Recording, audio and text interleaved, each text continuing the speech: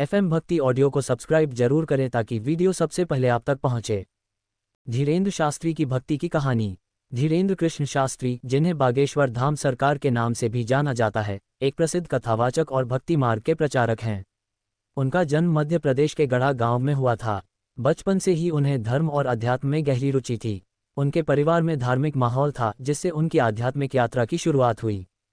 धीरेन्द्र शास्त्री का बचपन सामान्य था, लेकिन उनकी माता पिता के संस्कार और गांव के धार्मिक माहौल ने उनके जीवन को आध्यात्मिक दिशा दी। उन्होंने अपने दादा गुरु से प्रेरणा लेकर भगवत कथा और भक्ति को अपनाया। धीरे धीरे वे अपनी कथा वाचन शैली और भक्ति से लोगों को प्रभावित करने लगे। बागेश्वर धाम, जहां वे नियमित रूप से कथा और दिव्य दरबार का आयोजन करते हैं, एक ऐसा स्थान बन गया है जहां लाखों श्रद्धालु आते हैं। वे लोगों की समस्याओं का समाधान भक्ति, विश्वास और आध्यात्मिक साधना से करने की प्रेरणा देते हैं। उनका मानना है कि सच्ची भक्ति और विश्वास से जीवन में चमत्कार संभव है। धीरेन्द्र शास्त्री के अनुसार भगवान की भक्ति और नाम जप से ही मनुष्य के सभी दुख दूर होते हैं। उनका जीवन प्रेरणा देता है कि भक्ति से ही हमें सच्ची शांति और मोक्ष की प्राप्ति हो सकती है। धीरेन्द्र कृष्ण शास्त्री, जिन्हें बागेश्वर धाम सरकार के नाम से भी जाना जाता है, आज भारत में एक प्रमुख आध्यात्मिक और धार्मिक व्यक्तित्व के रूप में प्रसिद्ध हैं। उनकी भक्ति यात्रा और प्रेरक जीवन कहानी कई लोगों को आध्यात्मिक मार्ग पर चलने के लिए प्रेरित करती है। प्रारंभिक जीवन और आध्यात्मिक पृष्ठभूमि। धीरेन्द्र शास्त्री का जन्म 4 जुलाई 1996 को मध्य प्रदेश के छतरपुर जिले के गढ़ा गांव में एक साधारण ब्राह्मण परिवार में हुआ। उनके पिता का नाम रामकृपाल गर्ग और माता का नाम सरोज गर्ग है। परिवार के धार्मिक परिवेश ने उन्हें बचपन से ही ईश्वर की भक्ति में रुचि रखने के लिए प्रेरित किया। उनके दादा गुरु, जो एक महान साधक और भगवान हनुमान के भक्त थे, उनके आध्यात्मिक मार्गदर्शक बने। दादा गुरु के सानिध्य में रहते हुए धीरेन्द्र ने भक्ति और धर्म के महत्व को गहराई से समझा। बचपन में धीरेन्द्र शास्त्री को आर्थिक कठिनाइयों का सामना करना पड़ा। उनके परिवार की स्थिति साधारण थी और उन्हें अपने बचपन के दिनों में कई संघर्षों से गुजरना पड़ा। लेकिन इन परिस्थितियों ने उनके संकल्प और भक्ति में बाधा नहीं डाली। छोटी उम्र में ही वे धार्मिक आयोजनों में भाग लेने लगे और अपने गांव के मंदिर में नियमित रूप से पूजा अर्चना करते थे। भक्ति में गहराई और आध्यात्मिक अनुभव। धीरेन्द्र शास्त्री को बचपन से ही भगवान हनुमान में अपार श्रद्धा थी। वे भगवान हनुमान के भक्त के रूप में प्रसिद्ध हैं और उनकी साधना में अपार विश्वास रखते हैं। उनका मानना है कि जब मनुष्य अपने आप को पूरी तरह से ईश्वर को समर्पित कर देता है, तब वह हर तरह की बाधा को पार कर सकता है। उन्होंने अपने जीवन में कठिन तपस्या और साधना की है, जिसका प्रभाव उनकी वाणी और प्रवचनों में स्पष्ट रूप से दिखाई देता है। एक समय जब उनकी भक्ति और साधना बढ़ती गई, उन्होंने गहन साधना में लीन होकर ईश्वर के प्रति पूर्ण समर्पण किया। उनके अनुसार ईश्वर की सच्ची अनुभूति के लिए ध्यान, नाम जप और पूर्ण समर्पण आवश्यक हैं। वे अपनी कथाओं में अक्सर उन अनुभवों का वर्णन करते हैं जब ईश्वर ने उन्हें कठिन समय में मार्गदर्शन दिया। बागेश्वर धाम की स्थापना। बागेश्वर धाम, जो छतरपुर जिले में स्थित है, एक ऐसा दिव्य स्थल है जहां धीरेन्द्र शास्त्री नियमित रूप से धार्मिक कथाओं और दिव्य दरबार का आयोजन करते हैं। यहां पर भक्त बड़ी संख्या में आते हैं और अपने मन की व्यथा लेकर भगवान से समाधान की प्रार्थना करते हैं। धीरेन्द्र शास्त्री के माध्यम से कई लोग मानते हैं कि उनकी समस्याओं का हल ईश्वर की कृपा से प्राप्त होता है। धीरेन्द्र शास्त्री यह मानते हैं कि भक्त के विश्वास और भगवान की कृपा से हर समस्या का समाधान हो सकता है। उनके अनुसार हनुमान जी की भक्ति से ही व्यक्ति को हर बाधा से मुक्ति मिलती है।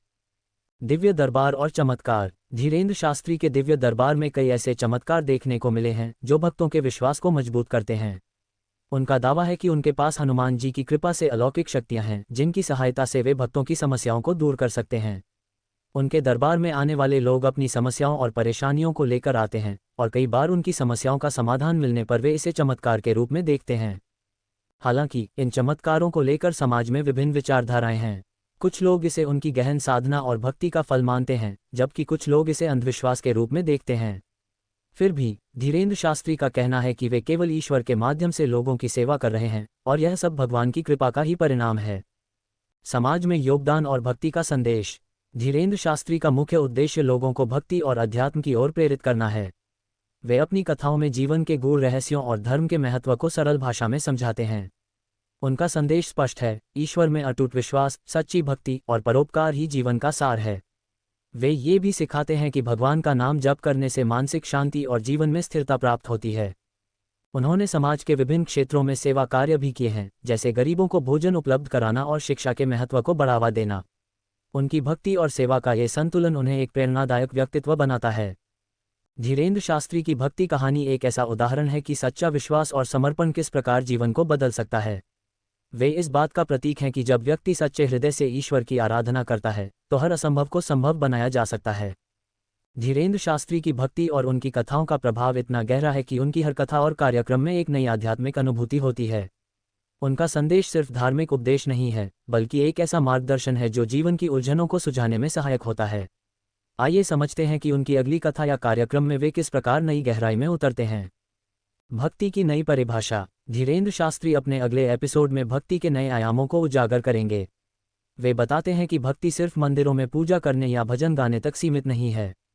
भक्ति का वास्तविक अर्थ है अपने हृदय को पूरी तरह से ईश्वर के प्रति समर्पित करना और हर परिस्थिति में उनकी उपस्थिति का अनुभव करना।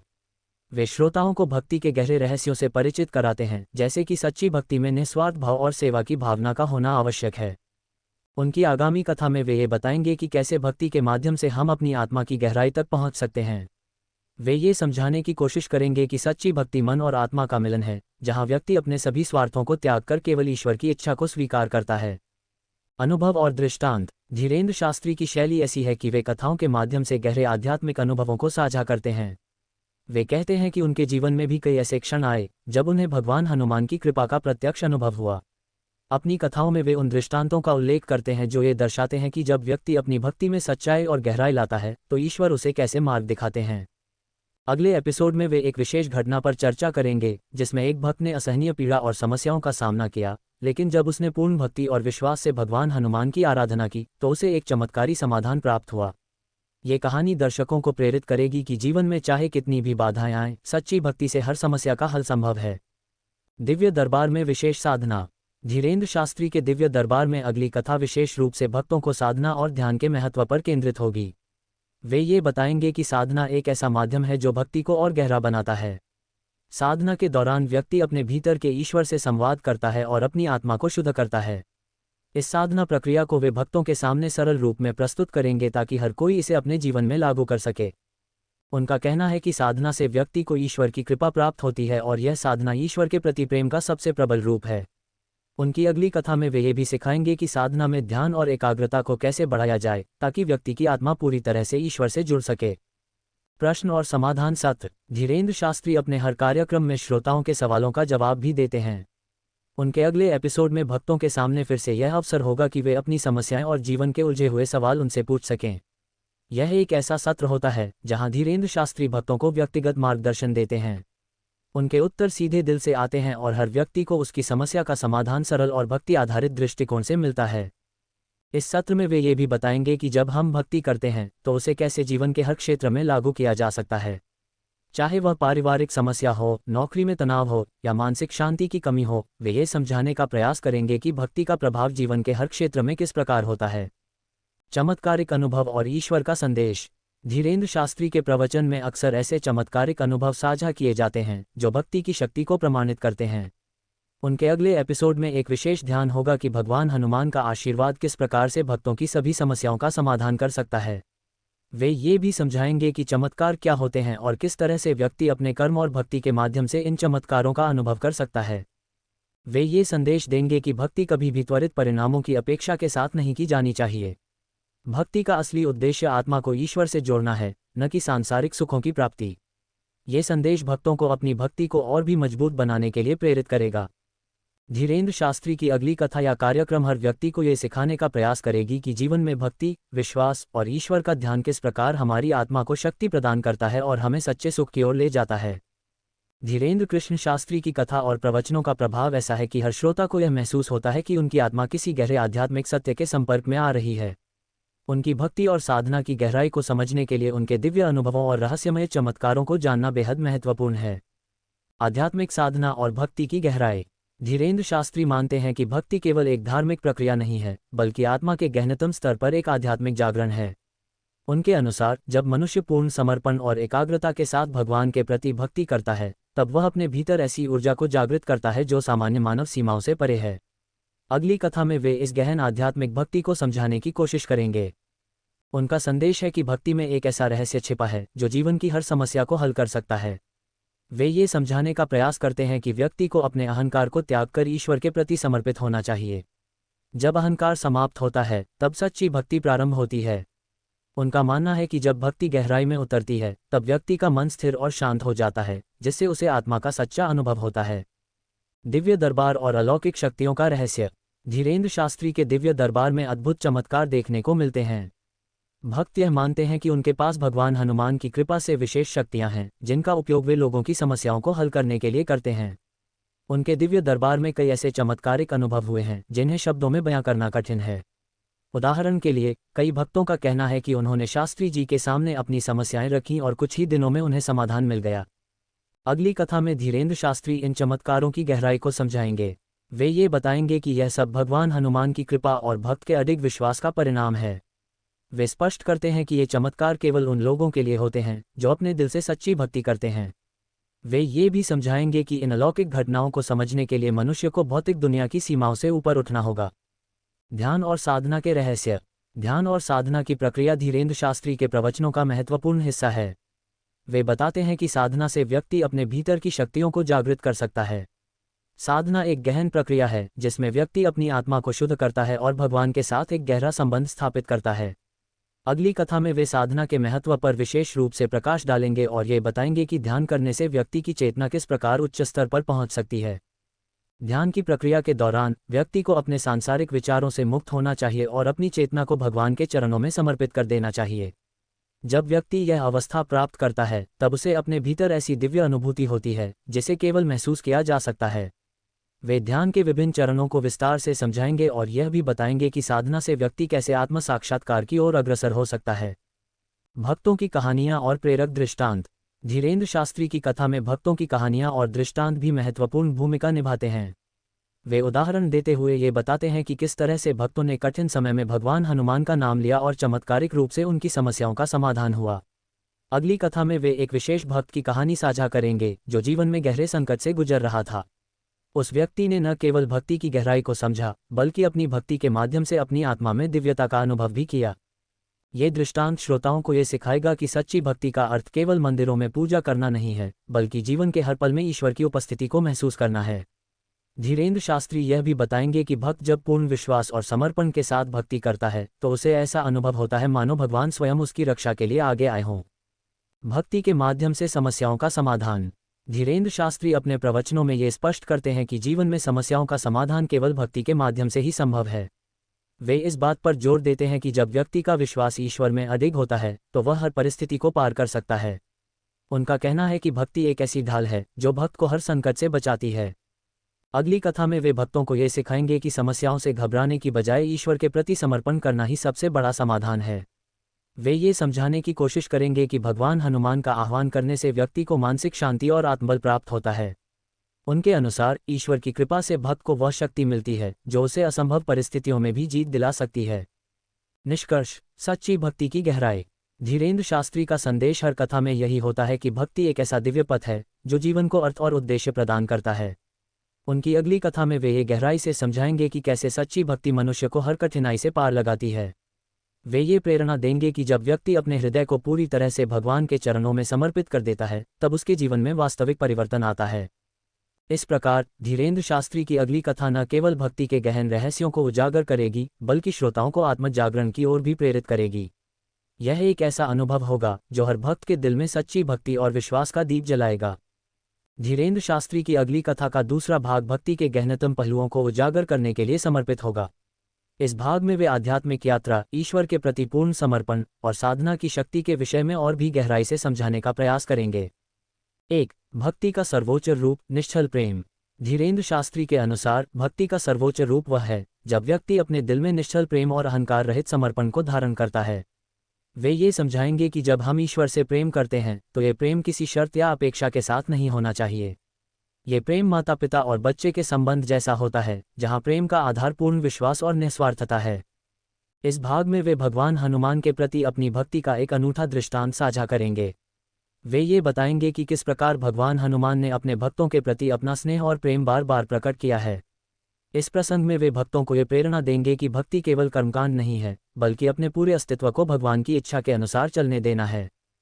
2. आत्मा का जागरण और आत्म साक्षात्कार। आत्म साक्षात्कार एक महत्वपूर्ण अवधारणा है जिसे धीरेन्द्र शास्त्री अपनी कथा में बड़े सरल और स्पष्ट शब्दों में प्रस्तुत करेंगे।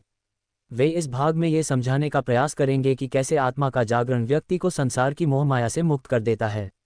जब व्यक्ति यह महसूस करता है कि वह केवल एक नश्वर शरीर नहीं है बल्कि एक दिव्य आत्मा है, तब उसके जीवन में एक गहरा परिवर्तन आता है। साधना और ध्यान के माध्यम से आत्म साक्षात्कार प्राप्त करने के महत्व पर वे विशेष ध्यान देंगे। वे ये समझाएंगे कि साधना करने से व्यक्ति की आत्मा ईश्वर के साथ एक विशेष संबंध बनाती है। ये प्रक्रिया भक्ति को और गहरा बनाती है और व्यक्ति को परमात्मा के प्रति असीम प्रेम से भर देती है। 3. गहन साधना की प्रक्रिया। धीरेन्द्र शास्त्री इस भाग में साधना के विभिन्न पहलुओं को विस्तार से समझाएंगे। वे ये बताएंगे कि साधना केवल एक शारीरिक प्रक्रिया नहीं है बल्कि यह एक मानसिक और आत्मिक प्रयास है। ध्यान और साधना के दौरान व्यक्ति को अपने सभी सांसारिक विचारों को त्याग कर केवल ईश्वर के बारे में सोचना चाहिए। वे एक साधक के जीवन का उदाहरण देंगे जिसने कठिन साधना के माध्यम से अपनी आत्मा को शुद्ध किया और भगवान की कृपा प्राप्त की। इस कथा के माध्यम से वे ये दिखाएंगे कि साधना में धैर्य और अनुशासन होना कितना आवश्यक है। एक सच्चा साधक वही है जो बिना किसी अपेक्षा के केवल ईश्वर की कृपा प्राप्त करने के लिए साधना करता है। 4. कर्म और भक्ति का संतुलन। धीरेन्द्र शास्त्री यह भी समझाएंगे कि जीवन में कर्म और भक्ति का संतुलन कैसे बनाना चाहिए।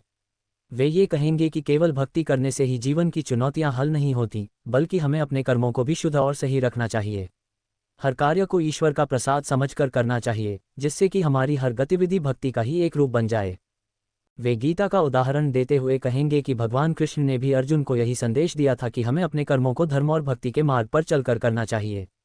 ये सीख आज के समय में भी उतनी ही महत्वपूर्ण है। उनका संदेश होगा कि कर्म करते हुए भी हमें भगवान के प्रति समर्पण भाव को बनाए रखना चाहिए। 5. चमत्कार और ईश्वर की लीला। धीरेन्द्र शास्त्री के प्रवचनों में चमत्कार और ईश्वर की लीला का वर्णन हमेशा से भक्तों के लिए आकर्षण का केंद्र रहा है। इस भाग में वे कुछ ऐसे चमत्कारों की कहानियां सुनाएंगे जो भक्ति की शक्ति को सिद्ध करती हैं। एक भक्त की कहानी जिसमें उसने कठिन संकटों के समय केवल भगवान हनुमान का स्मरण किया और चमत्कारी रूप से उसकी समस्याओं का हल हुआ, इस कथा की मुख्य विशेषता होगी। वे ये भी समझाएंगे कि चमत्कार तभी घटित होते हैं जब व्यक्ति का विश्वास अधिक और उसकी भक्ति सच्ची होती है।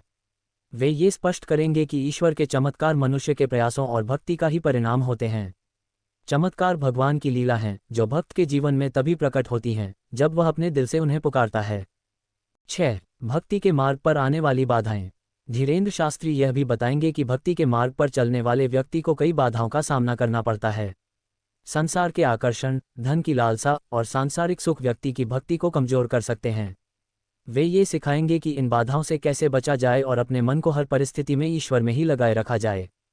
वे ये भी कहेंगे कि कई बार भक्त को कठिन समय में यह महसूस होता है कि उसकी भक्ति बेकार जा रही है, लेकिन यही समय होता है जब उसका विश्वास सबसे ज्यादा परखा जाता है।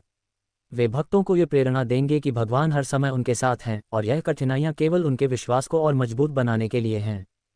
7. प्रेरणा और समर्पण का अंतिम संदेश। इस भाग के अंत में धीरेन्द्र शास्त्री एक प्रेरक संदेश देंगे कि जीवन में सच्ची भक्ति ही सबसे बड़ी शक्ति है। वे ये बताएंगे कि जब हम अपने जीवन को भगवान के प्रति समर्पित कर देते हैं, तब हमें हर प्रकार की समस्याओं से मुक्ति मिलती है। वे भक्तों को ये प्रेरित करेंगे कि चाहे कितनी भी कठिनाइयां आएं, हमें ईश्वर में अपना विश्वास बनाए रखना चाहिए। धीरेन्द्र शास्त्री की अगली कथा का ये दूसरा भाग गहराई से भक्ति के वास्तविक स्वरूप को समझाएगा और हर श्रोता को यह अनुभव कराएगा कि सच्ची भक्ति और साधना से जीवन में कैसे चमत्कारी परिवर्तन आ सकते हैं।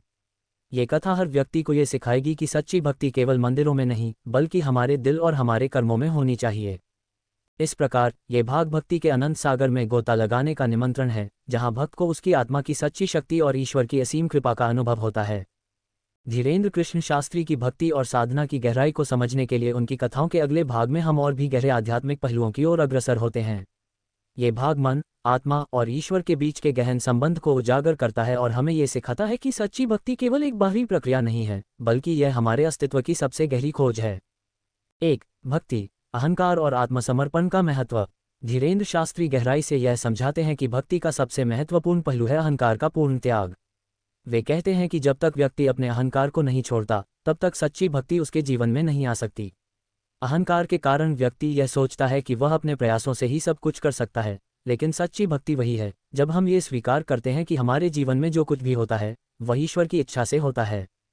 गहराई से भक्ति में उतरने के लिए व्यक्ति को यह समझना होगा कि वह ईश्वर का अंश है और उसकी हर श्वास ईश्वर की कृपा से चल रही है। धीरेन्द्र शास्त्री इस पर विशेष रूप से जोर देते हैं कि जब हम अपने मन और आत्मा को पूरी तरह से ईश्वर के चरणों में समर्पित कर देते हैं, तब हम सच्चे भक्त बनते हैं। यह आत्मसमर्पण कोई साधारण प्रक्रिया नहीं है, इसके लिए गहन साधना और आत्मनिरीक्षण की आवश्यकता होती है। 2. साधना का रहस्य, मन को नियंत्रित करना। साधना, धीरेन्द्र शास्त्री के अनुसार, एक ऐसी प्रक्रिया है जो व्यक्ति के मन को उसके विचारों से मुक्त करती है और उसे ईश्वर के प्रति केंद्रित करती है। साधना में गहराई में उतरने के लिए व्यक्ति को अपने मन की चंचलता पर विजय प्राप्त करनी होगी।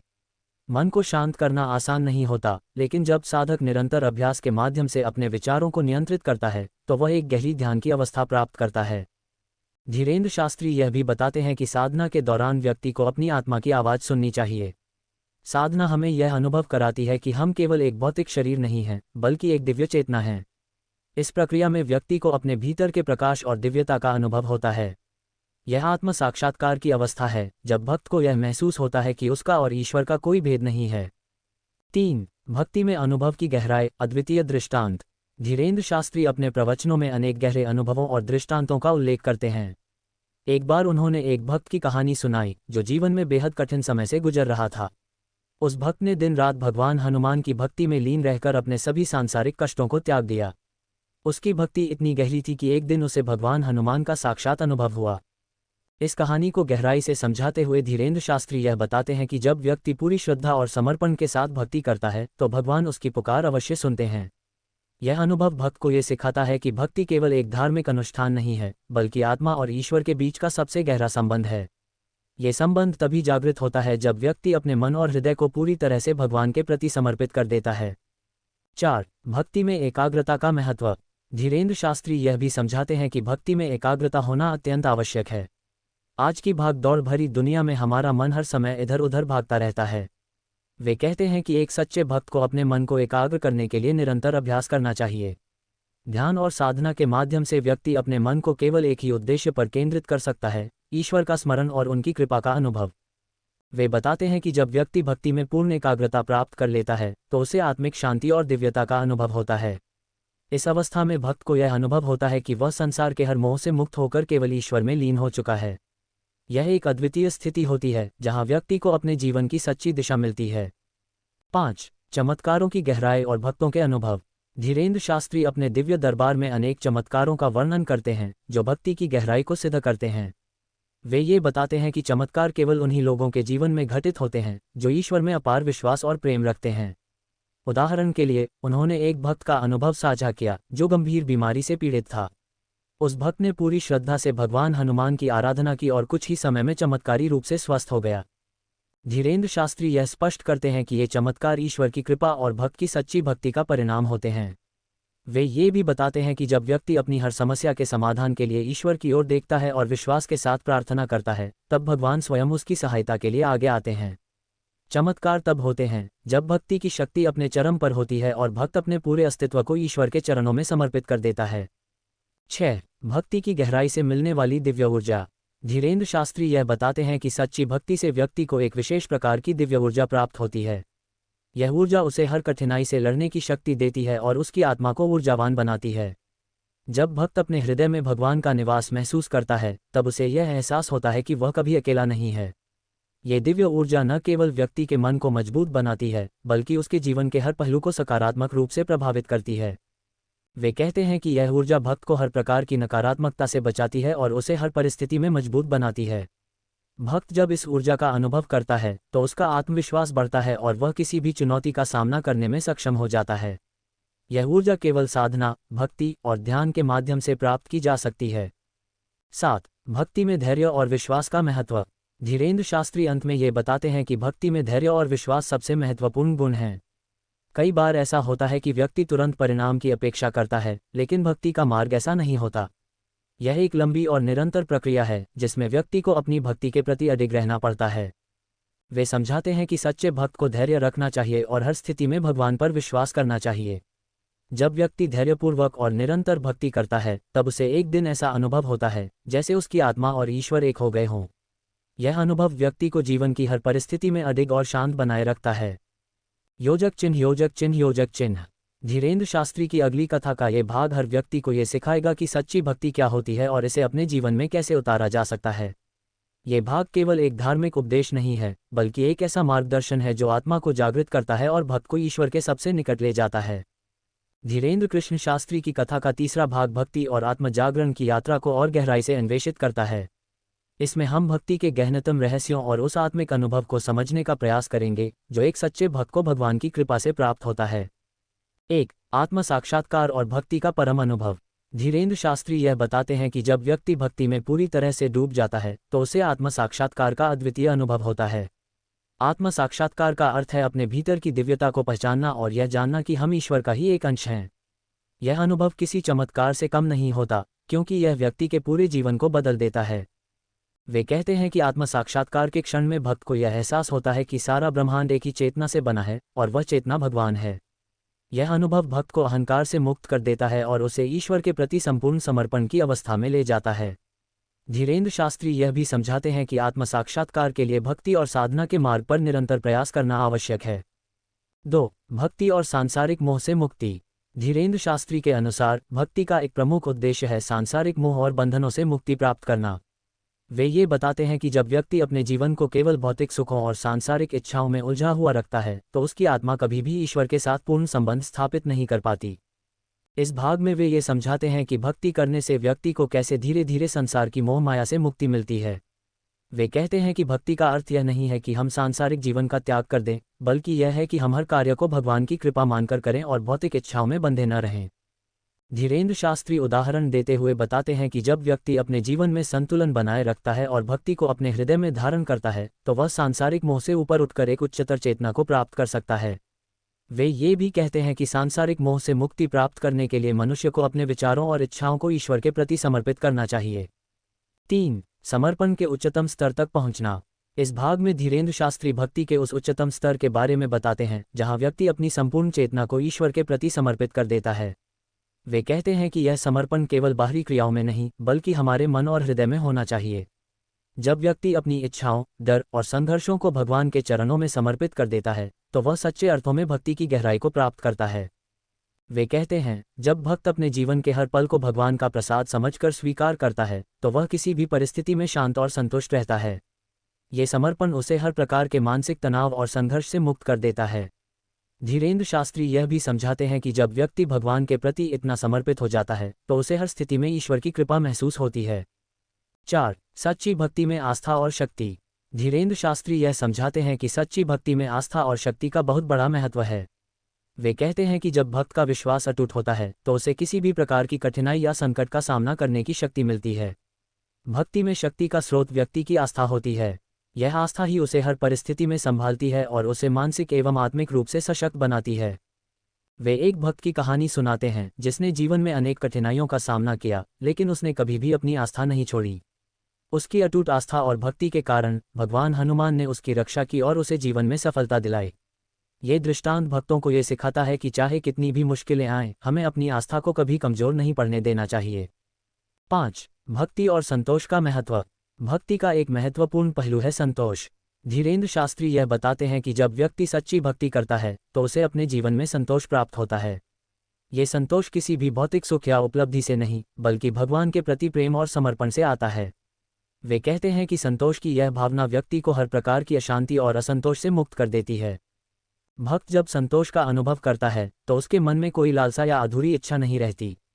वह ये समझता है कि जो कुछ भी उसके जीवन में हो रहा है वह ईश्वर की इच्छा से हो रहा है। ये संतोष उसे हर परिस्थिति में ईश्वर के प्रति धन्यवाद देने की भावना से भर देता है। धीरेन्द्र शास्त्री यह भी समझाते हैं कि संतोष प्राप्त करने के लिए व्यक्ति को अपने मन को शांत करना होगा और भगवान के प्रति पूर्ण विश्वास रखना होगा। 6. भक्ति के माध्यम से आत्मा का विकास। धीरेन्द्र शास्त्री यह बताते हैं कि भक्ति केवल एक साधन नहीं है बल्कि यह आत्मा के विकास का एक गहरा मार्ग है। जब व्यक्ति भक्ति के मार्ग पर चलता है तो उसकी आत्मा धीरे धीरे विकसित होती है और उसे दिव्य ज्ञान और शक्ति प्राप्त होती है। वे ये भी समझाते हैं कि भक्ति के माध्यम से व्यक्ति अपने भीतर छिपी आत्मिक शक्तियों को जागृत कर सकता है। वे उदाहरण देते हैं कि कैसे कई भक्तों ने अपनी भक्ति के माध्यम से अपने जीवन में अद्भुत परिवर्तन लाए हैं। भक्ति व्यक्ति को हर परिस्थिति में सकारात्मक सोचने और हर समस्या को एक अवसर के रूप में देखने की शक्ति देती है। यह आत्मा के विकास की प्रक्रिया हमें जीवन के हर पहलू में गहराई से जीने की प्रेरणा देती है। 7. ध्यान और भक्ति में अंतर और संबंध। धीरेन्द्र शास्त्री ध्यान और भक्ति के बीच के अंतर और उनके गहरे संबंध पर भी प्रकाश डालते हैं। वे ये बताते हैं कि ध्यान एक ऐसी प्रक्रिया है जो व्यक्ति को उसकी आत्मा से जोड़ती है और उसे मानसिक शांति प्रदान करती है। दूसरी ओर भक्ति व्यक्ति को भगवान के प्रति प्रेम और समर्पण का अनुभव कराती है। वे कहते हैं कि ध्यान और भक्ति एक दूसरे के पूरक हैं। जब व्यक्ति ध्यान के माध्यम से अपने मन को शांत करता है तो उसकी भक्ति और भी गहरी हो जाती है। ध्यान व्यक्ति को भक्ति के लिए तैयार करता है और उसे आत्मा की दिव्यता का अनुभव कराता है। धीरेन्द्र शास्त्री यह समझाते हैं कि भक्ति और ध्यान के संतुलन से व्यक्ति अपने जीवन में सच्चा आनंद और शांति प्राप्त कर सकता है। योजक चिन्ह योजक चिन्ह योजक चिन्ह। धीरेन्द्र शास्त्री की कथा का ये तीसरा भाग गहन भक्ति, आत्म साक्षात्कार और ईश्वर के प्रति पूर्ण समर्पण की महत्वपूर्ण शिक्षाओं को उजागर करता है। ये भाग भक्तों को ये प्रेरणा देता है कि वे अपने जीवन में भक्ति को एक मार्गदर्शक शक्ति के रूप में अपनाएं और हर स्थिति में ईश्वर के प्रति आस्था और प्रेम बनाए रखें। ये हमें ये भी सिखाता है कि सच्ची भक्ति से हमें वह आत्मिक शक्ति प्राप्त होती है जो हमारे जीवन को दिव्यता से भर देती है। धीरेन्द्र कृष्ण शास्त्री के प्रवचनों की गहराई में जाना हमारे जीवन और आध्यात्मिक यात्रा को समझने का एक प्रभावशाली तरीका है।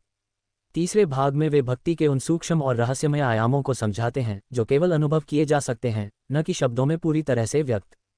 1. आत्म जागरण, सच्चे आत्म साक्षात्कार का अनुभव। धीरेन्द्र शास्त्री गहराई से आत्म जागरण पर प्रकाश डालते हैं। वे कहते हैं कि आत्म जागरण वह स्थिति है जब भक्त को अपने भीतर स्थित परमात्मा का साक्षात्कार होता है। ये साक्षात्कार सामान्य चेतना से बहुत परे है और केवल गहन साधना और ईश्वर के प्रति अटूट भक्ति से प्राप्त किया जा सकता है। वे इस स्थिति का वर्णन करते हुए बताते हैं कि जब व्यक्ति ईश्वर के चरणों में अपने पूरे अस्तित्व को समर्पित कर देता है तो उसे एक अद्वितीय प्रकाश और दिव्यता का अनुभव होता है। ये प्रकाश उसके जीवन की हर नकारात्मकता को दूर कर देता है और उसे ज्ञान के सागर में डुबो देता है। यह आत्मिक अनुभव भक्त को यह महसूस कराता है कि उसके और ईश्वर के बीच कोई भेद नहीं है। गहराई से आत्म साक्षात्कार का अर्थ है अपनी आत्मा की उस दिव्य शक्ति को पहचानना जो हर व्यक्ति के भीतर सोई हुई है। धीरेन्द्र शास्त्री यह बताते हैं कि यह स्थिति कोई साधारण घटना नहीं है। इसके लिए साधक को कई वर्षों तक निरंतर साधना और भक्ति में लीन रहना पड़ता है। यह अनुभव भक्त को ये सिखाता है कि परमात्मा हर जीव के भीतर निवास करता है और जब हम स्वयं को अहंकार और सांसारिक इच्छाओं से मुक्त करते हैं तब ये दिव्यता हमारे भीतर प्रकट होती है। 2. प्रेम और करुणा की गहराई में उतरना। भक्ति केवल पूजा अर्चना तक सीमित नहीं होती, ये प्रेम और करुणा की उस गहरी भावना में उतरना है जो हर जीव के प्रति समान रूप से व्याप्त होनी चाहिए। धीरेन्द्र शास्त्री यह समझाते हैं कि सच्चा भक्त वह है जो हर प्राणी में ईश्वर का अंश देखता है और उसे प्रेम करता है। ये प्रेम भौतिक आकर्षण या इच्छा पर आधारित नहीं होता, बल्कि यह एक शुद्ध और निस्वार्थ प्रेम होता है। वे उदाहरण देते हुए कहते हैं कि जब भक्त अपने भीतर प्रेम और करुणा की भावना को जागृत करता है तो उसकी आत्मा एक गहन शांति का अनुभव करती है। ये भावना उसे हर व्यक्ति को बिना किसी शर्त के प्रेम करने की प्रेरणा देती है।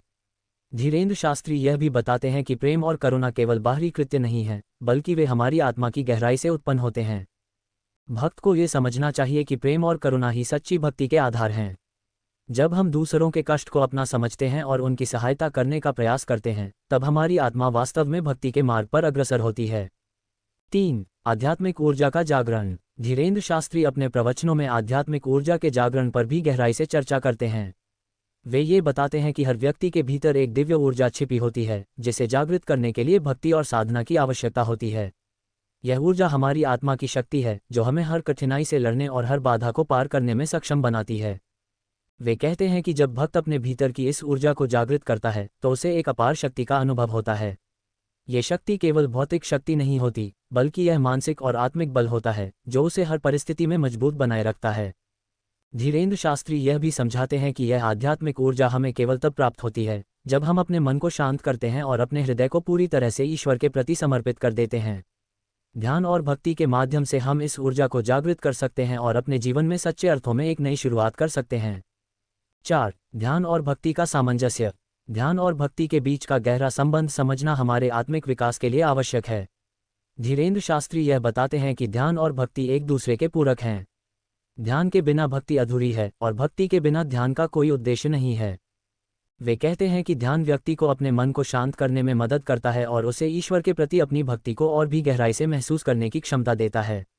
ध्यान हमें हमारी आत्मा की शुद्धता का अनुभव कराता है और हमें ये सिखाता है कि हमारी आत्मा और ईश्वर का संबंध कितना गहरा और अटूट है। धीरेन्द्र शास्त्री यह भी समझाते हैं कि जब हम ध्यान और भक्ति को एक साथ अपनाते हैं तो हम अपने भीतर की दिव्यता को जागृत कर सकते हैं। ये सामंजस्य हमें एक नई आध्यात्मिक ऊंचाई पर ले जाता है जहां हम अपने जीवन के हर पल को ईश्वर की कृपा के रूप में देखते हैं। 5. मुक्ति का मार्ग, मोक्ष की गहराई को समझना। धीरेन्द्र शास्त्री मोक्ष यानी मुक्ति की गहराई को भी समझाते हैं। वे कहते हैं कि मोक्ष का अर्थ केवल मृत्यु के बाद की मुक्ति नहीं है, बल्कि यह इस जीवन में भी प्राप्त की जा सकती है। जब व्यक्ति अपने मन और आत्मा को सभी सांसारिक बंधनों से मुक्त कर लेता है और ईश्वर में पूरी तरह से लीन हो जाता है, तो वह मोक्ष की अवस्था को प्राप्त करता है। मोक्ष प्राप्त करने के लिए व्यक्ति को अपने भीतर की सभी नकारात्मकताओं और बुरी प्रवृत्तियों को त्यागना होगा। धीरेन्द्र शास्त्री यह बताते हैं कि यह प्रक्रिया आसान नहीं है, लेकिन जब व्यक्ति अपनी आत्मा की गहराई में जाकर अपनी सच्ची प्रकृति को पहचानता है, तो मोक्ष की ओर उसका मार्ग स्वतः ही प्रशस्त हो जाता है। मोक्ष की यह स्थिति भक्त को हर प्रकार के दुख और पीड़ा से मुक्त कर देती है। यह एक दिव्य अवस्था है जहां व्यक्ति केवल आनंद, शांति और ईश्वर के प्रति असीम प्रेम का अनुभव करता है। धीरेन्द्र शास्त्री यह बताते हैं कि यह अवस्था तब प्राप्त होती है जब व्यक्ति अपने मन को पूरी तरह से नियंत्रित कर लेता है और अपने जीवन को भगवान के प्रति समर्पित कर देता है। 6. ईश्वर के प्रति अधिक विश्वास और धैर्य। धीरेन्द्र शास्त्री के अनुसार भक्ति में विश्वास और धैर्य का होना अत्यंत महत्वपूर्ण है। कई बार जीवन में ऐसी परिस्थितियां आती हैं जब हमें ऐसा लगता है कि ईश्वर हमारी प्रार्थनाओं को नहीं सुन रहे हैं। लेकिन सच्ची भक्ति वही है जिसमें व्यक्ति हर स्थिति में अपने विश्वास को बनाए रखे और धैर्यपूर्वक ईश्वर की कृपा की प्रतीक्षा करे। वे ये बताते हैं कि जब हम ईश्वर पर पूरी तरह से विश्वास रखते हैं तो वह हमें कभी निराश नहीं करते। यह विश्वास हमें हर प्रकार की पीड़ा और कठिनाई में भी ईश्वर की कृपा का अनुभव करने में सक्षम बनाता है। धैर्य भक्ति का एक महत्वपूर्ण गुण है और धीरेन्द्र शास्त्री यह सिखाते हैं कि जब हम धैर्यपूर्वक और विश्वास के साथ भक्ति करते हैं तो हमारे जीवन में चमत्कारी परिवर्तन होते हैं। यह विश्वास हमें ये समझने में मदद करता है कि हर घटना ईश्वर की योजना का हिस्सा है और जो भी होता है हमारे भले के लिए ही होता है। 7. भक्ति के अंतिम लक्ष्य की ओर परमानंद का अनुभव। धीरेन्द्र शास्त्री यह बताते हैं कि भक्ति का अंतिम लक्ष्य है परमानंद, यानी परम आनंद की अवस्था को प्राप्त करना। ये वह स्थिति है जब भक्त हर सांस में ईश्वर की उपस्थिति का अनुभव करता है और हर क्षण आनंद में जीता है। परमानंद की यह स्थिति भक्त को हर प्रकार के दुख, पीड़ा और मोह से मुक्त कर देती है। यह एक दिव्य स्थिति है जहां व्यक्ति केवल प्रेम और शांति का अनुभव करता है। धीरेन्द्र शास्त्री यह बताते हैं कि यह अवस्था केवल सच्चे और निस्वार्थ भक्ति के माध्यम से ही प्राप्त की जा सकती है।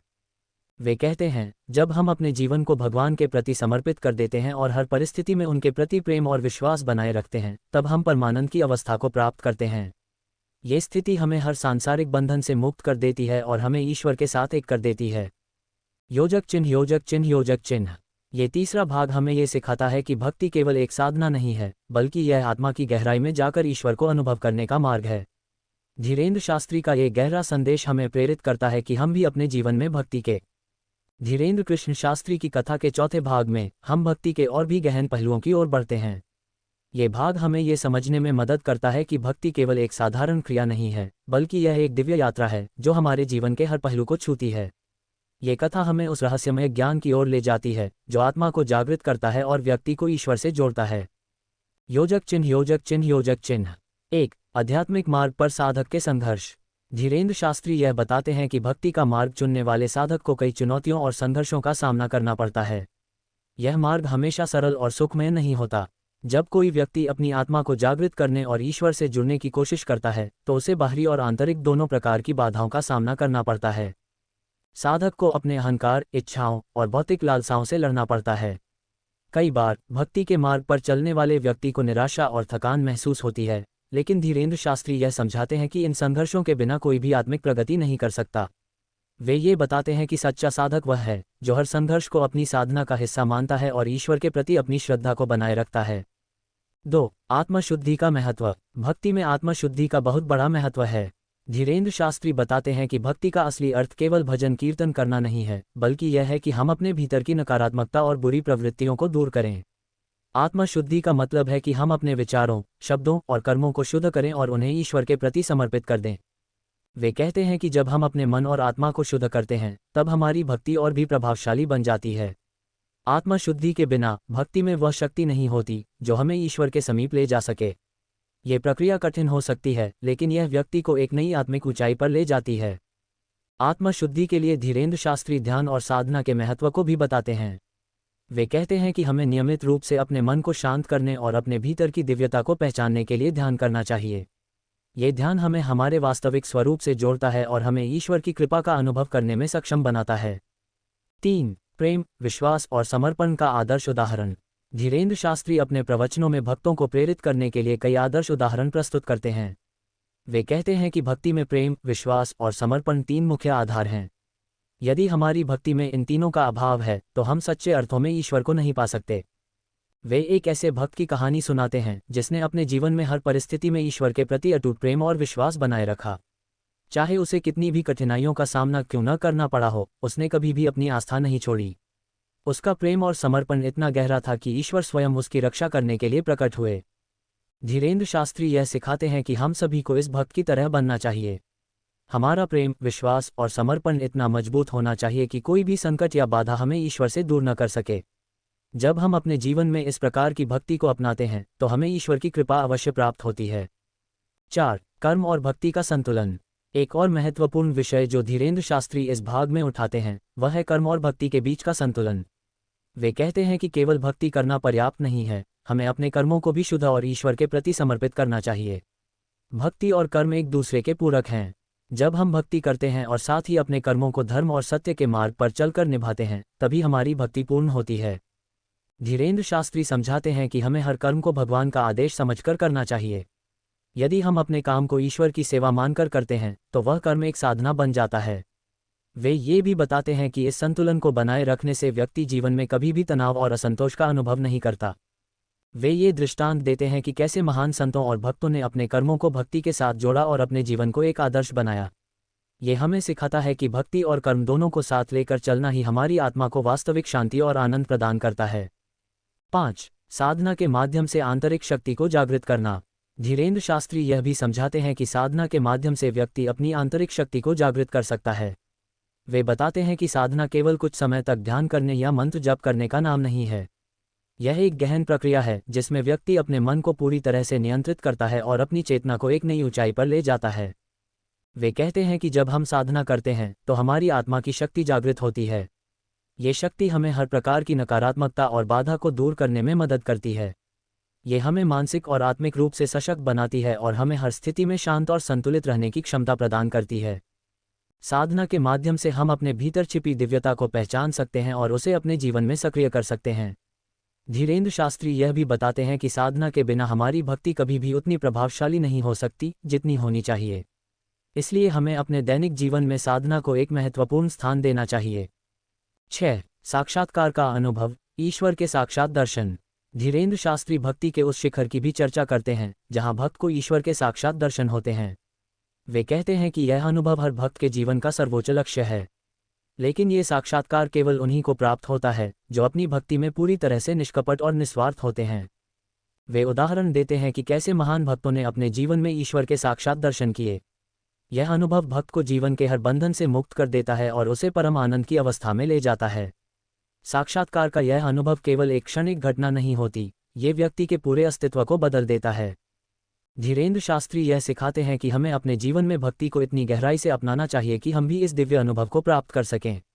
ये संभव है जब हम अपने मन, शरीर और आत्मा को पूरी तरह से ईश्वर के चरणों में समर्पित कर देते हैं। 7. समर्पण की पराकाष्ठा, स्वयं को खोकर ईश्वर को पाना। चौथे भाग में धीरेन्द्र शास्त्री यह समझाते हैं कि भक्ति में समर्पण की पराकाष्ठा क्या है। वे कहते हैं कि सच्चा भक्त वही है जो अपने अहंकार, इच्छाओं और स्वार्थ को पूरी तरह से छोड़कर ईश्वर में लीन हो जाता है। वे बताते हैं कि यह समर्पण एक ऐसी अवस्था है जहां भक्त अपनी पहचान भी भूल जाता है और केवल ईश्वर के प्रेम में डूब जाता है। इस अवस्था में व्यक्ति यह समझता है कि उसका कोई व्यक्तिगत अस्तित्व नहीं है, वह केवल ईश्वर की इच्छा का एक माध्यम है। ये समर्पण उसे हर प्रकार की चिंता, दुख और मोह से मुक्त कर देता है। धीरेन्द्र शास्त्री कहते हैं कि जब व्यक्ति इस अवस्था को प्राप्त करता है तब उसे सच्चा आनंद और शांति प्राप्त होती है। ये भक्ति का चरम बिंदु है जहां व्यक्ति को यह एहसास होता है कि वह स्वयं कुछ भी नहीं है, वह केवल ईश्वर की कृपा से ही अस्तित्व में है। योजक चिन्ह, योजक चिन्ह, योजक चिन्ह। धीरेन्द्र कृष्ण शास्त्री की कथा का चौथा भाग हमें ये सिखाता है कि भक्ति का मार्ग आसान नहीं है, लेकिन ये हमें ईश्वर के अनंत प्रेम और कृपा का अनुभव करने में सक्षम बनाता है। ये भाग हमें प्रेरित करता है कि हम भी अपने जीवन में भक्ति को एक गहरे और सच्चे तरीके से अपनाएं और हर परिस्थिति में ईश्वर पर अटूट विश्वास रखें। धीरेन्द्र कृष्ण शास्त्री की कथा का चौथा भाग हमें भक्ति और आत्मिक साधना की गहराइयों में ले जाता है। यहाँ भक्ति की उन सूक्ष्म अवस्थाओं का विस्तार से वर्णन है जो हमारे अस्तित्व और आध्यात्मिक विकास को समझने में सहायक होती हैं। इस भाग में हर पहलू को गहराई से समझने की कोशिश करते हैं ताकि हम भक्ति के सच्चे अर्थ को जान सकें। योजक चिन्ह, योजक चिन्ह, योजक चिन्ह। 1. आध्यात्मिक संघर्ष की गहराई में उतरना। धीरेन्द्र शास्त्री यह समझाते हैं कि जब हम भक्ति के मार्ग पर चलने का निर्णय लेते हैं तो ये केवल एक आध्यात्मिक यात्रा नहीं होती, बल्कि एक चुनौतीपूर्ण संघर्ष भी होता है। साधक को अनेक मानसिक, भावनात्मक और भौतिक बाधाओं का सामना करना पड़ता है। भक्ति का मार्ग चुनने का अर्थ है अपने भीतर छिपे दोषों जैसे अहंकार, क्रोध और लालच से संघर्ष करना। धीरेन्द्र शास्त्री बताते हैं कि यह संघर्ष साधक को कमजोर नहीं बनाता, बल्कि उसे और मजबूत और दृढ़ बनाता है। वे कहते हैं कि जब व्यक्ति इन संघर्षों को धैर्य और साहस के साथ पार करता है तो उसे अपने भीतर एक अद्भुत शक्ति और दृढ़ संकल्प का अनुभव होता है। ये संघर्ष ही साधक को परिपक्व बनाता है और उसे आत्मिक शांति की ओर ले जाता है। वे ये भी समझाते हैं कि इन संघर्षों के दौरान व्यक्ति को कभी भी हिम्मत नहीं हारनी चाहिए। कठिनाइयाँ केवल हमारे धैर्य और भक्ति की परीक्षा लेती हैं। वे ये कहते हैं कि जैसे एक लोहे को आग में तपाकर मजबूत बनाया जाता है, उसी तरह हमारी आत्मा भी इन संघर्षों से और अधिक दृढ़ बनती है। 2. भक्ति की गहराई, प्रेम और आत्मिक एकता का अनुभव। भक्ति केवल बाहरी कर्मकांड नहीं है, यह आत्मा की गहराई में प्रेम और आत्मिक एकता का अनुभव है। धीरेन्द्र शास्त्री यह बताते हैं कि सच्ची भक्ति वह है जब हम अपने हृदय से भगवान को पूरी तरह से समर्पित कर देते हैं। ये प्रेम न केवल भगवान के प्रति होता है, बल्कि हर जीवित प्राणी के प्रति भी होता है। वे समझाते हैं कि जब हम सच्चे प्रेम से भक्ति करते हैं तो ये प्रेम हमें ईश्वर के साथ एकता का अनुभव कराता है। ये केवल एक भावना नहीं होती, बल्कि एक गहन आध्यात्मिक अनुभव होता है, जहां हमें यह महसूस होता है कि हम और ईश्वर एक ही हैं। यह आत्मिक एकता हमें अपने भीतर की दिव्यता को पहचानने में मदद करती है और हमें अहंकार से मुक्त कर देती है। प्रेम की इस गहराई में व्यक्ति अपने स्वार्थ और भौतिक इच्छाओं को छोड़ देता है। उसे यह समझ में आता है कि सच्चा आनंद केवल ईश्वर की कृपा में है। धीरेन्द्र शास्त्री कहते हैं कि यह प्रेम जब व्यक्ति के हृदय में जागृत होता है तो उसका जीवन पूरी तरह से बदल जाता है। उसकी हर क्रिया, हर विचार और हर भावना भगवान की भक्ति में लीन हो जाती है। 3. ध्यान और साधना, आत्मा के स्रोत तक पहुंचना। धीरेन्द्र शास्त्री यह भी बताते हैं कि ध्यान और साधना भक्ति का एक आवश्यक हिस्सा है। वे कहते हैं कि ध्यान केवल मन को शांत करने का माध्यम नहीं है, बल्कि यह आत्मा को उसके स्रोत तक ले जाने की प्रक्रिया है। ध्यान के माध्यम से व्यक्ति अपनी आत्मा की शुद्धता का अनुभव करता है और उसे अपने भीतर की दिव्यता का साक्षात्कार होता है। वे ये समझाते हैं कि जब हम ध्यान करते हैं तो हम अपने भीतर की ऊर्जा को जागृत करते हैं।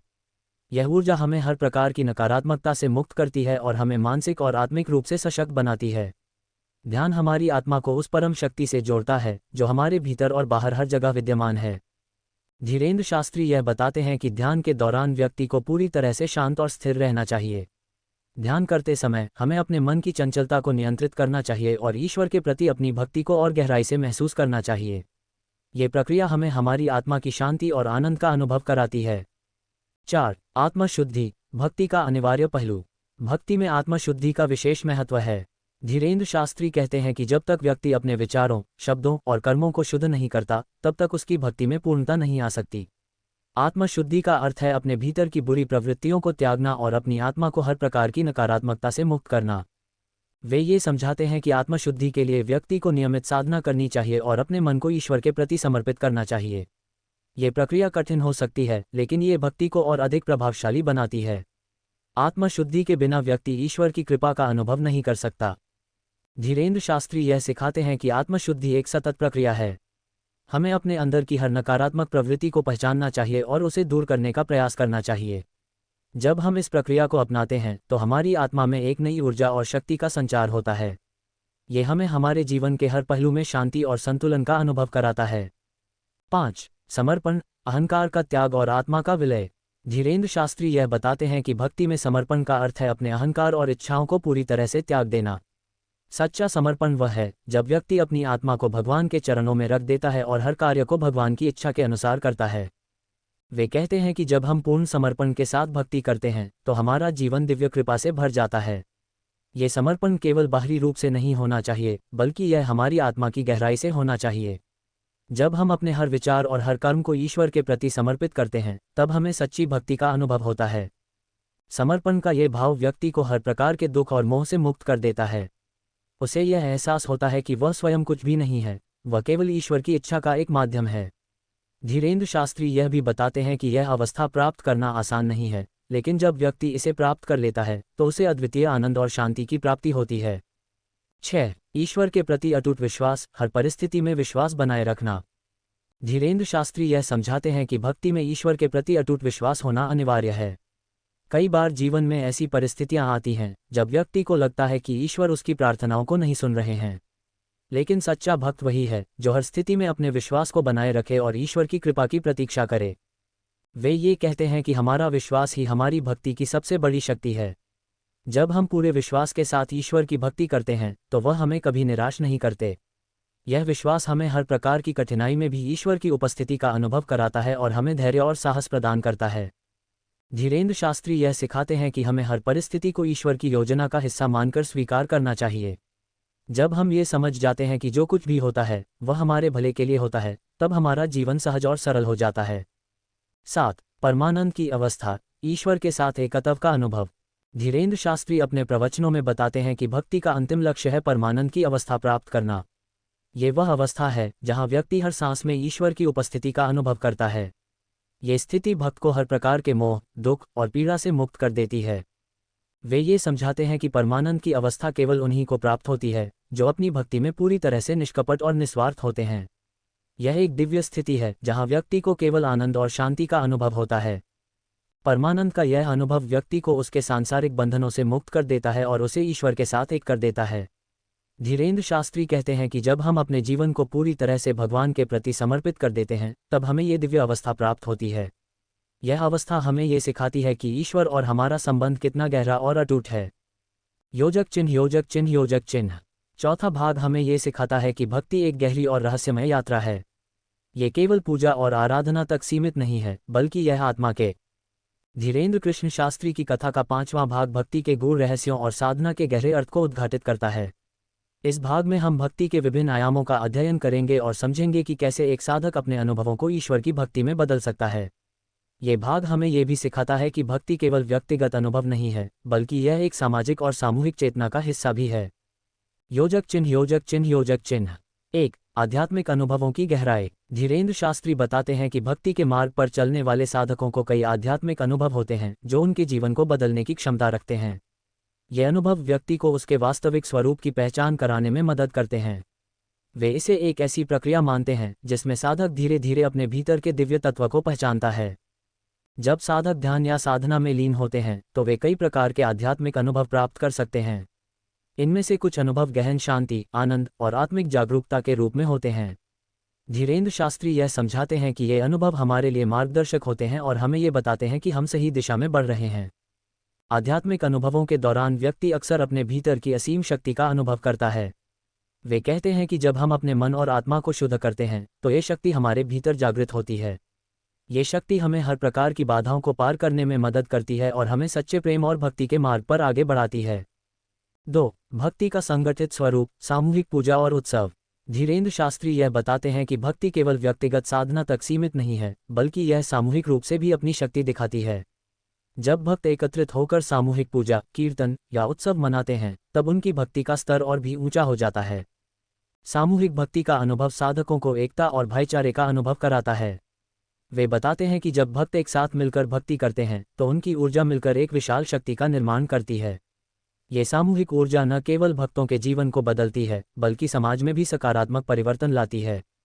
धीरेंद्र शास्त्री यह समझाते हैं कि सामूहिक भक्ति के माध्यम से हम अपने समाज में प्रेम, एकता और सहयोग का संदेश फैलाते हैं। ये हमारे अंदर की नकारात्मकता को दूर करने में मदद करता है और हमें एक सकारात्मक दिशा में ले जाता है। जब हम एक साथ भक्ति करते हैं तो ये हमें अपने भीतर की दिव्यता का अनुभव कराने का एक अवसर प्रदान करता है। 3. संकल्प और साधना, ईश्वर के प्रति अपनी निष्ठा। धीरेंद्र शास्त्री यह बताते हैं कि भक्ति का एक महत्वपूर्ण पहलू संकल्प और साधना है। जब हम किसी विशेष उद्देश्य के लिए संकल्प करते हैं और उसे पूरा करने के लिए साधना करते हैं तो ये हमारी भक्ति को और मजबूत बनाता है। वे कहते हैं कि संकल्प केवल एक विचार नहीं है बल्कि यह हमारी निष्ठा और दृढ़ता का प्रतीक है। जब हम ईश्वर की भक्ति में संकल्प लेते हैं तो ये हमें हर प्रकार की बाधाओं का सामना करने के लिए प्रेरित करता है। साधना के माध्यम से हम अपने संकल्प को मजबूत करते हैं और उसे पूरा करने के लिए हर संभव प्रयास करते हैं। धीरेंद्र शास्त्री यह सिखाते हैं कि संकल्प और साधना का ये रिश्ता व्यक्ति को आत्मविश्वास और साहस प्रदान करता है। ये हमें अपने लक्ष्य की ओर बढ़ने में मदद करता है और हमें अपने भीतर की शक्ति को पहचानने का अवसर देता है। 4. कर्म का महत्व, भक्ति और कर्म का संतुलन। धीरेंद्र शास्त्री यह बताते हैं कि भक्ति के साथ साथ कर्म का भी विशेष महत्व है। भक्ति केवल पूजा और साधना तक सीमित नहीं है, ये हमारे कर्मों में भी प्रकट होनी चाहिए। जब हम अपने कर्मों को भक्ति के साथ करते हैं तो ये हमारे जीवन को एक नई दिशा देता है। वे ये समझाते हैं कि भक्ति और कर्म एक दूसरे के पूरक हैं। जब हम अपने कर्मों को भगवान की सेवा मानकर करते हैं तो हमारे कर्म एक साधना का रूप ले लेते हैं। ये हमें जीवन में हर कदम पर ईश्वर की उपस्थिति का अनुभव कराता है। धीरेन्द्र शास्त्री कहते हैं कि हमें अपने जीवन के हर कार्य को भक्ति और निष्ठा के साथ करना चाहिए। जब हम अपने कर्मों को भगवान के प्रति समर्पित करते हैं तो हमें सफलता और संतोष की प्राप्ति होती है। 5. प्रेम और करुणा, भक्ति का सामाजिक पहलू।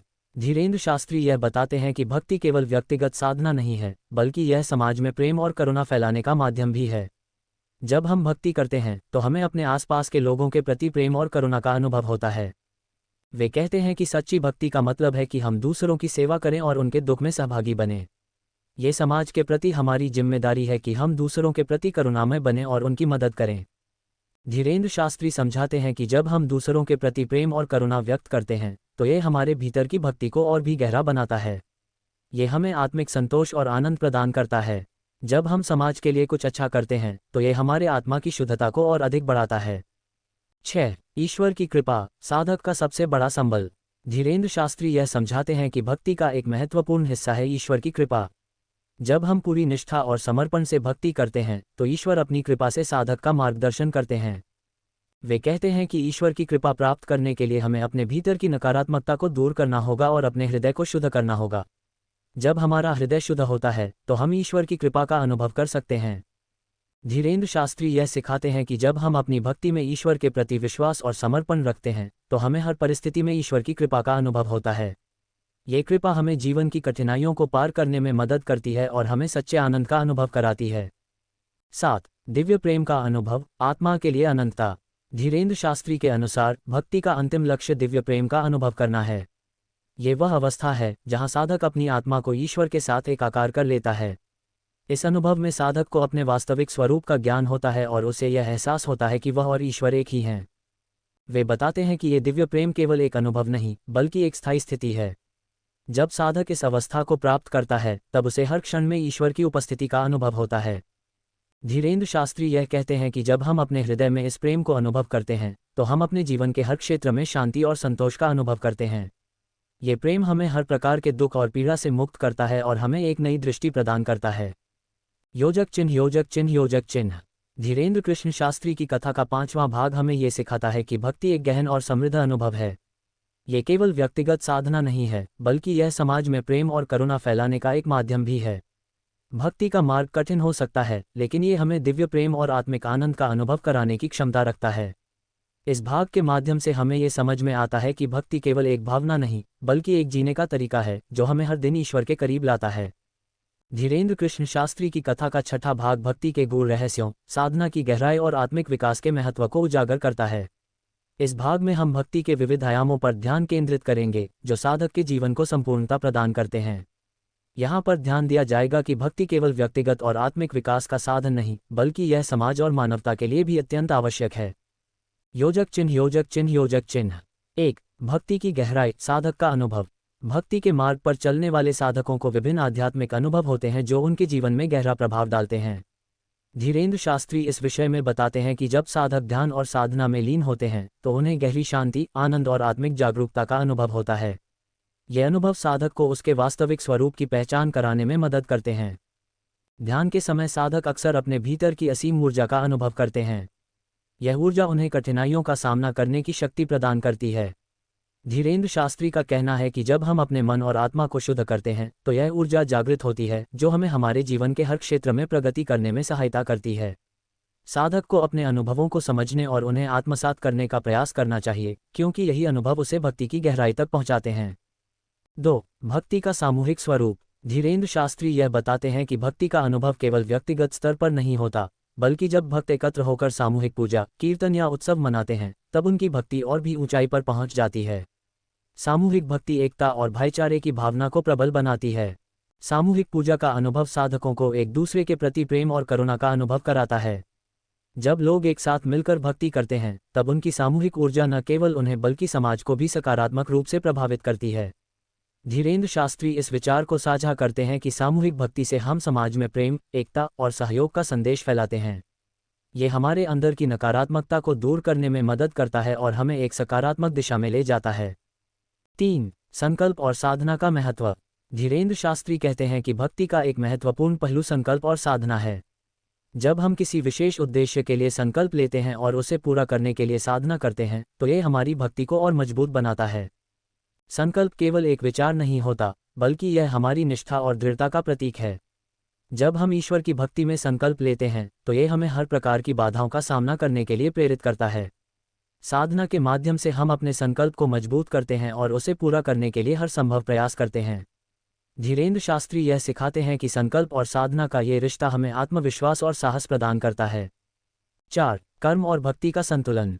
धीरेन्द्र शास्त्री इस बात पर जोर देते हैं कि भक्ति के साथ साथ कर्म का भी विशेष महत्व है। भक्ति केवल पूजा और साधना तक सीमित नहीं है, ये हमारे कर्मों में भी प्रकट होनी चाहिए। जब हम अपने कर्मों को भगवान की सेवा मानकर करते हैं तो हमारे कर्म एक साधना का रूप ले लेते हैं। भक्ति और कर्म का ये संतुलन हमें हर कदम पर ईश्वर की उपस्थिति का अनुभव कराता है।